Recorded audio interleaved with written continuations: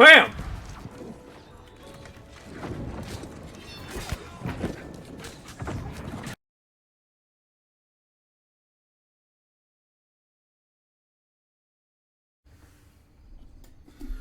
Hey, what's going on? Aiden Drill here, and I have a new build for you for the bow with the sword and shield.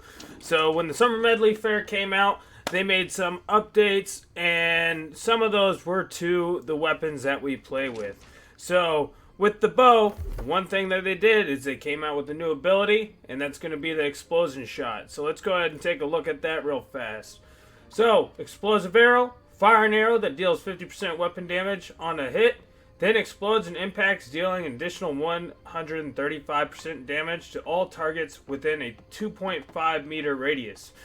Well, that's pretty cool. I really like this ability a lot. Also, with rapid shot, one of the things that they did is they added a cancellation to that. So if you're on your first or second round and someone's coming towards you and you got to get away, you can roll out and still get away.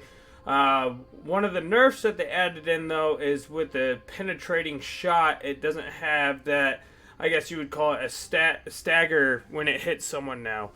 So that's not a big deal, but it also kind of sucks. So if one of your buddies getting beat on, you can't hit that enemy with the pin shot to try to let your buddy get away.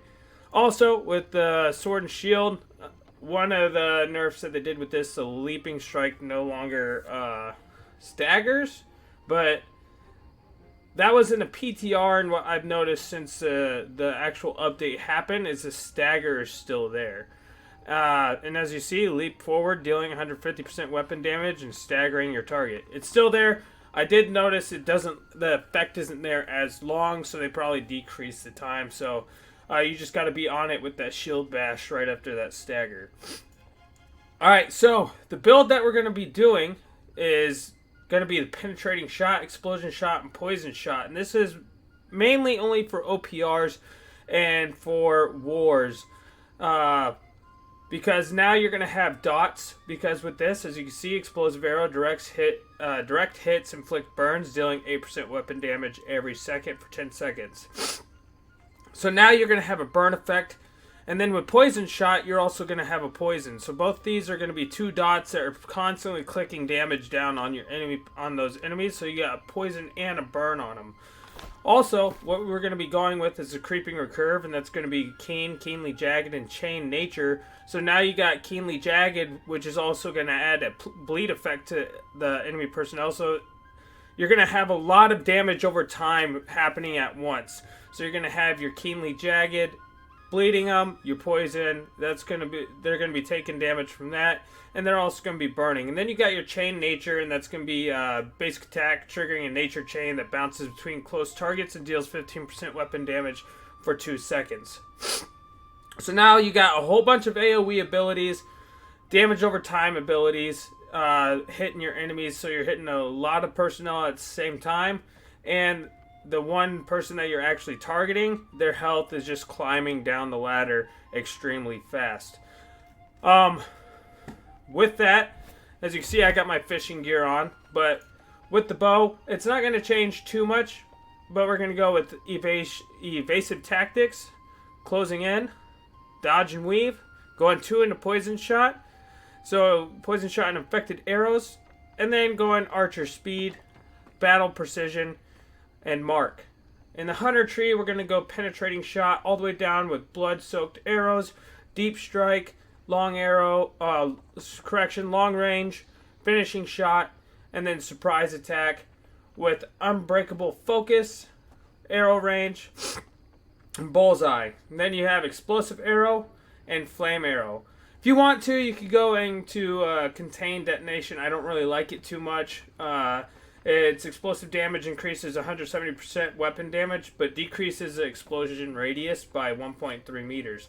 So it's already 2.5 meters, which taking off basically about a meter or so. A little bit over a meter is, to me, kind of annoying. Now you're going to hit less enemies when it comes to that AoE ability, and this ability is more often than not gonna get a direct hit, so throwing it on the ground at a group of targets is gonna be more effective.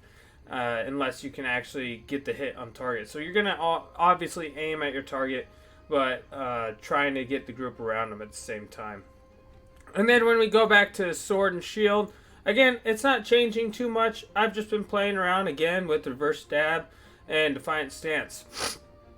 So you're going to have empowered stab, successful heavy attacks grant 30% empowered. Then you're going to go Achilles heel, coming over here to precision, counterattack, opportunist, confidence, then critical precision. Then, of course, you're going to get your leaping strike going all the way down the tree with final strike and cowardly punishment and leadership. So taking Achilles heel is more, taking empowered stab is more going for, so you can get that leadership. And then in the defender tree, you're going to go sturdy shield, elemental resistance, shield bash, intimidating bash, and concussive. And then defiant stance, final countdown, and restoration. And this is kind of just your oh shit moment. My potions aren't up. Go run for cover, throw up my defiant stance, and wait till it ends, and then I get some health back as well. If I'm going to go in right before a leaping strike, I can hit my leaping strike, shield bash, roll out, and then I'm going to be taking less damage during that 1v1 fight. Alright, after that, we are going to go into the armor. So let me go ahead and throw my armor back on that I have here. Where is my tacticians? No, that's surrogations. Tacticians. Alright. So, what I'm running with right here is Tactician's Hat, Derek's, and this is just a Primeval Shadow Walker hand wraps of the Ranger. Trying to replace this with the Tactician's gloves. I got my Tactician's pants finally, so I'm just trying to get those up. And then Primeval Shadow Walker shoes of the Ranger. If you can get the PvP light boots that will have the Shrieking Heels, Refreshing, and Resilient, that's what you're going to replace, want to have in your boots. And then with your shield here, I'm just using this right here because it has Constitution, so it has Keen, Refreshing, Evasion, and Sturdy. The other shield that I use would be the one with Strength, and this is what I would like with Dexterity or Constitution on it. Refreshing, Evasion, Keenly Jagged, and Enchanted. And then going over here to my sword, I just have Refreshing, Move, and Enchanted, and then I'm using the Creeping Recurve as I showed you earlier. With the amulet, I am just using a Century one, so Constitution with the Refreshing, Evasion, and Health.